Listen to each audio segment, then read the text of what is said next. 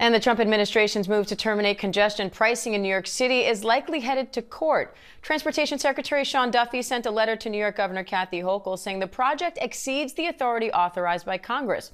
Now, Hochul's promising to fight the DOT in court. ABC's Phil Lippos following that story for us.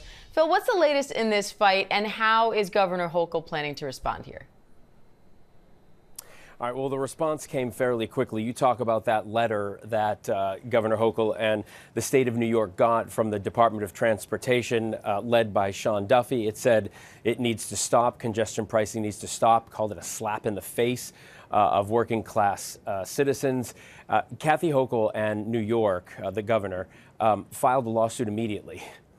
Within hours. So this is already going to court. She cited, when she held a very fiery press conference yesterday, that within an hour of Sean Duffy and the Department of Transportation sending this, sort of cease and desist letter to New York about congestion pricing, President Trump tweeted out a picture of himself, I think it was on the front cover of Time magazine, with a crown on his head, and it said, "Congestion pricing is dead, long live the king." To that, Governor Hochul said, New York hasn't labored under a king in more than 250 years, and we're not going to stop now. She says the cameras stay on, and she fights this in court.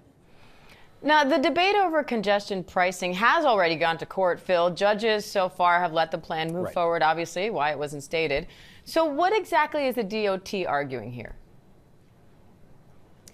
Well, the DOT is arguing that it puts an undue burden on working class citizens. This, of course, isn't a new argument. This has been litigated for the last 3 or 4 years. New Jersey was involved because a lot of people commute into New York from New Jersey and will get hit twice. That was one of the arguments.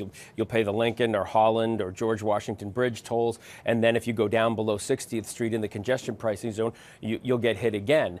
They give some of those cars a break, but still you get hit twice. But what the Department of Transportation is arguing is simply a slap in the face of working class citizens. That was a quote. Not sure if that's going to hold up in court because, again, as you said, judges let this move forward. They are saying it exceeds what Congress allowed New York to do. We'll see if that's the case once it's litigated. Phil, what's next here? Well, Diane, I have some statistics, and this is what the New York the MTA says. It says that traffic is down 9%, 1.2 million fewer cars, restaurant business up 7%, Broadway up 25%, commercial leases up 6%, and pedestrian traffic has increased in the congestion zone. So that's what they're arguing, and the Department of Transportation is going to have to counter that argument in court and show that it exceeded what Congress allowed New York to do, but nobody up until now, up until that letter, has said that. And New York says it's working out swimmingly. All right, Phil Lippos, thank you.